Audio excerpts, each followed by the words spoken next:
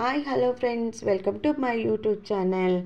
ನಾನು ಚೆನ್ನಾಗಿದ್ದೀನಿ, ನೀವೆಲ್ಲ ಚೆನ್ನಾಗಿದ್ದೀರಾ ಅಂದ್ಕೊಂಡಿದ್ದೀನಿ.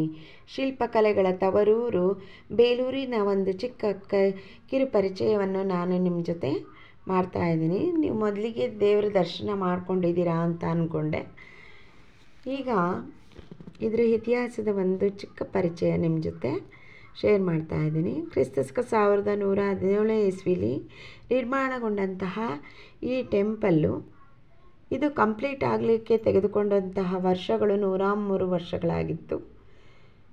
ಬೇಲೂರಿನ ಮೊದಲ ಹೆಸರು ಬಂದು ವೇಲಾಪುರ ಅಂತ ಹೇಳಿ ಬೇಲೂರು ಕ್ರಮೇಣ ಬೇಲೂರಾಗಿ ಅದು ಪರಿವರ್ತನೆಗೊಂಡಿತು.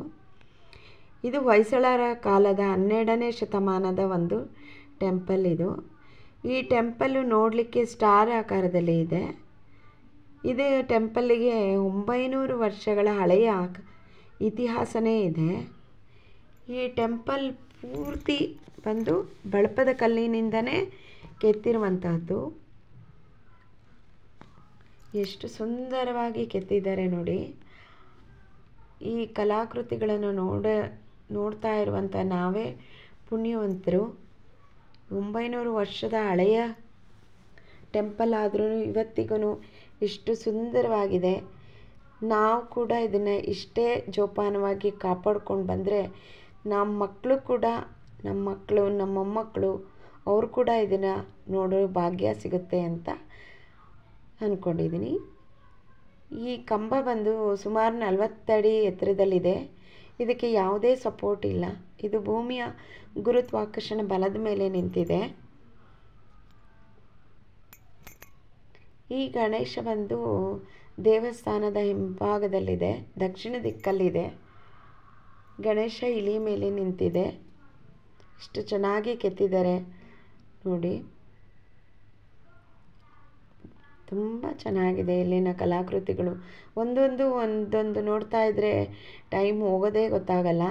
ಈ ನರಸಿಂಹಸ್ವಾಮಿ ನೋಡಿ, ಹೊಟ್ಟೆ ಬಗೆದು ಕರಳನ್ನು ಕತ್ತಿಗೆ ಹಾಕ್ಕೊಂಡಿದ್ದಾರೆ. ಅದು ಎಷ್ಟು ಚೆನ್ನಾಗಿ ಕೆತ್ತಿದ್ದಾರೆ ಅಂತ ಹೇಳಿದ್ರೆ ಆ ಕರಳು ಬಂದು ಕಬ್ಬಿಣದ ಸರಪಳಿ ಏನು ಅನ್ನೋ ಥರ ನಮಗೆ ಕಾಣಿಸುತ್ತೆ.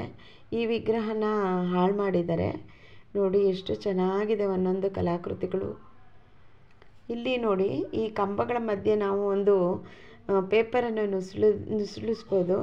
ಅಷ್ಟು ನೀಟಾಗಿ ಕೆತ್ತನೆ ಮಾಡಿದ್ದಾರೆ. ಈ ದೇವಾಲಯನ ಹೊತ್ತಿರುವಂಥದ್ದು ಗಜಪಡೆಗಳು, ಕುದುರೆಗಳ ಸಾಲು, ಸಿಂಹಗಳ ಸಾಲು, ಈ ಎಲ್ಲ ಸಾಲುಗಳು ಈ ದೇವಾಲಯವನ್ನು ಹೊತ್ತು ನಿಂತಿದೆ. ಸುತ್ತಲೂ ಇದನ್ನು ಕೆತ್ತಿದ್ದಾರೆ.